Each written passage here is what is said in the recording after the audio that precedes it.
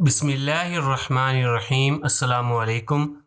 نصیحت چینل کے معزز خواتین و حضرات، ویڈیو سٹارٹ کرنے سے پہلے آپ سے گزارش ہے کہ ایک مرتبہ درود پاک پڑھ لیں۔ جزاک اللہ۔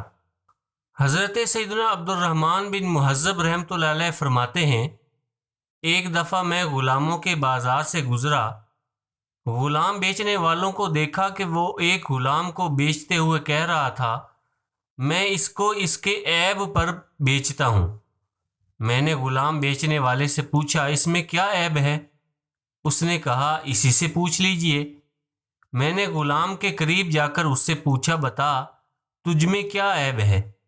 اس نے بتایا، اے میرے آقا، میرے اندر عیب بہت ہیں، مجھے نہیں معلوم کہ میں لوگوں میں کس عیب سے مشہور ہوں۔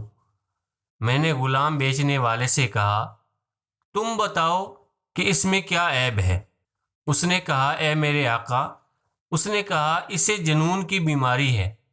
میں نے غلام سے پوچھا، تجھے مرگی کب ہوتی ہے؟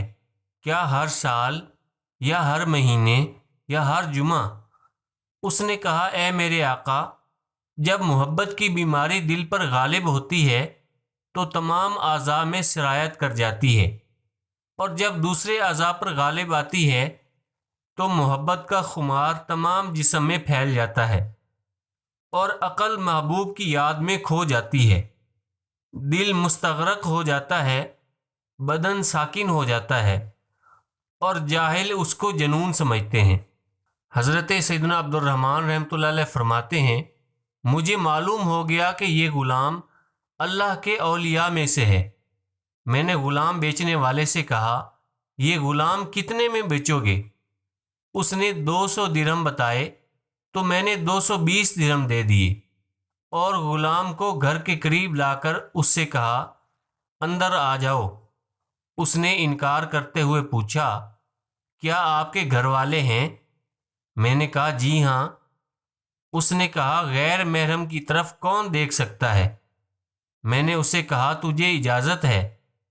اس نے کہا، اللہ پناہ عطا فرمائے، جب بھی آپ کی کوئی حاجت ہوگی تو میں اس کو دروازے کے باہر ہی سے پورا کر دوں گا۔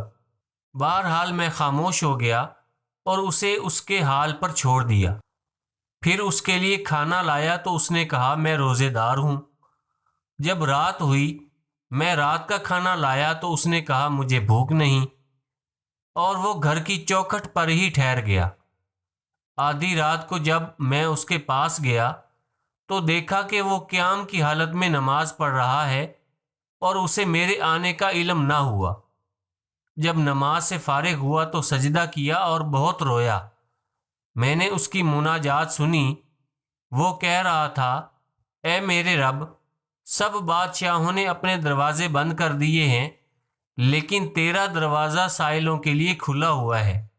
اے میرے مولا، ستارے ڈوب رہے ہیں، آنکھیں سو گئی ہیں، لیکن تو ایسا زندہ اور دوسروں کو قائم رکھنے والا ہے جس کو نہ اونگ آتی ہے نہ نیند۔ اے میرے مالک عز و جل، تو نے زمین بچھا کر ہر محبوب کو اس کے محب سے ملا دیا، اور تو خود سارے محبت کے ماروں کا محبوب ہے۔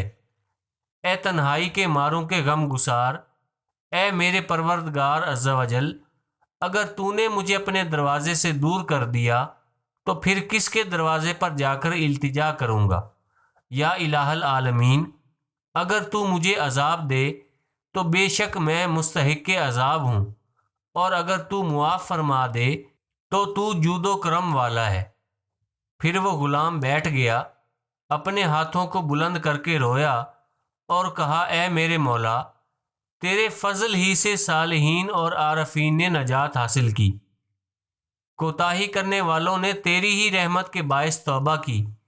اے معاف فرمانے والے، مجھے بھی اپنے عفو و مغفرت کا ذائقہ چکھا دے، اگرچہ میں اس کا اہل نہیں، مگر تو معاف فرمانے والا ہے۔ پھر میں کمرے میں داخل ہو گیا اور کسی قسم کی حیرت کا اظہار نہ کیا۔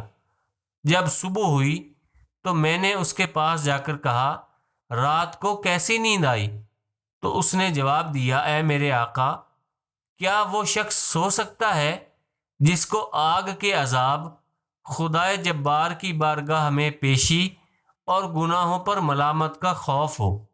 پھر وہ بہت دیر تک روتا رہا تو میں نے کہا، جا، تو رضائے الہی کے لیے آزاد ہے۔ تو وہ دوبارہ رو کر کہنے لگا، اے میرے آقا، پہلے میرے لیے 2 اجر تھے، ایک اللہ کی بندگی کا اور دوسرا آپ کی خدمت کا، اب صرف 1 اجر ہے۔ اللہ آپ کو عذاب نار سے آزادی عطا فرمائے۔ حضرت سیدنا عبد الرحمن علیہ رحمہ فرماتے ہیں، پھر میں نے اس کو کچھ خرچ دیا مگر اس نے قبول نہ کیا اور کہنے لگا، رزق کی ذمہ دار وہ زندہ ہستی ہے جس کو موت نہیں۔ پھر وہ نکل کھڑا ہوا اور اس حال میں کہ اس کے چہرے پر غم کا اثر عیاں تھا۔ پھر میں نہیں جانتا کہ وہ کہاں چلا گیا۔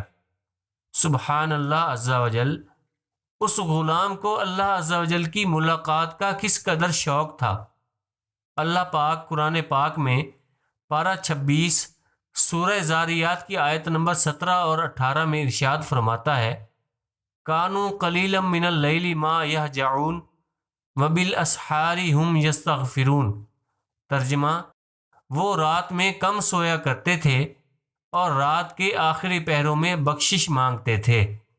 رات پوے تے بے دردانوں نیند پیاری آوے، درد مندانوں یاد سجندی ستیاں آن جگاوے۔ اللہ پاک سے دعا ہے کہ وہ ہمیں اپنے نیک بندوں میں شامل فرمائے، آمین۔ دوستو، اپنے رشتہ داروں کا اور گرد و نواح کے سب لوگوں کا خیال رکھیے۔ اگر ویڈیو پسند آئی ہے تو اسے لائک اور شیئر کر دیں اور کمنٹس میں اپنی رائے کا اظہار ضرور کریں۔